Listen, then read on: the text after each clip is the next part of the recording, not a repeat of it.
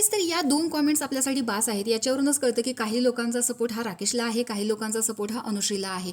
तर राकेशसाठी असं आहे की अगं एडबड बाई, राकेश हा रील स्टार नाही आहे तुझ्यासारखा चोमडे, तो एक ॲक्टर आहे. दुसरी कमेंट अशी आहे की अनुश्री आहे म्हणून सगळ्यांना फुटेज मिळतं, नाहीतर बाकीचे सगळे गाणे, शायरी, कॉमेडी करायला आलेत बिग बॉसमध्ये.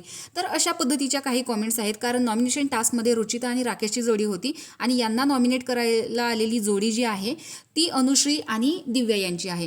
तर राकेशकडे दिव्या जास्त असते आणि रुचिताकडे अनुश्री जास्त असते, त्यामुळे यांचं एकमत होणं हे तर शक्यच नाही. आणि त्याच्यामुळेच या दोघींचं एकमत झालं नाही, त्यामुळे आज राशन जाणार आहे. त्यामुळेच इथे अनुश्री तन्वीला सांगते की काय खायचं आहे ते आत्ताच काय सगळं खाऊन घे, कारण आपलं राशन हे जाणार आहे. आज तर 25%च यांना राशन मिळेल असंच दिसते, कारण यांचं बऱ्यापैकी बहुमत तर होतच नाहीये. तर त्यावरती अनुश्री म्हणते की तुम्ही तर आमचं काय बनवणार नाहीये. त्यावर तन्वी म्हणते मी बोलायचं म्हणून बोललेले रागात, पण नंतर मी बनवेन सर्वांसाठी, मला ते नाही होत. त्यावर अनुश्री म्हणते की नाही, एकदा बोललं म्हणजे बोललं, आम्ही आमचं बनवून खाऊ, मला त्यामध्ये काही इश्यू नाहीये.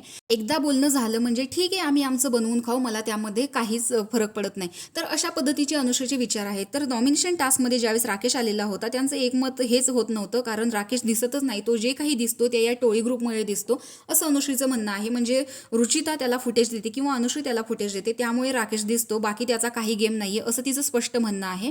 त्यावरतीच यांचं एकमत झालं नाही आणि दिव्या तिच्या मतावरती अडून होती, यामुळेच यांचं राशन जाणार होतं. पण तन्वी काल ज्या स्वरामध्ये बोललेली होती त्याच स्वरामध्ये आज ती खूप हळू बोलते की नाही ठीक आहे, मी रागात बोलले होते आणि मी बनवायला तयार आहे. तर अशा पद्धतीचा गेम ती कधी इकडे येते तर तिकडे येते, तिचा इंडिव्हिज्युअल पण गेम दिसत नाहीये, कधी ती त्यांच्या बाजूने पण जाते, कधी इकडेही येते.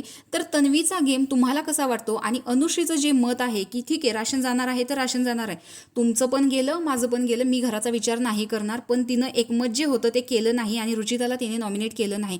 तर तुम्हाला खरंच असं वाटतं का की अनुश्री आहे म्हणून हा बिग बॉसचा गेम बघण्याच्या लायकीचा झालेला आहे, नाहीतर सगळे असेच आहेत गाणे, शायरी, कॉमेडी म्हणायला आलेले? याबद्दल तुमचं मत हे कमेंट बॉक्समध्ये नक्की सांगा आणि अशाच बिग बॉसच्या नवनवीन अपडेट्स पाहण्यासाठी आपल्या चॅनलला सबस्क्राईब करा. तोपर्यंत बाय.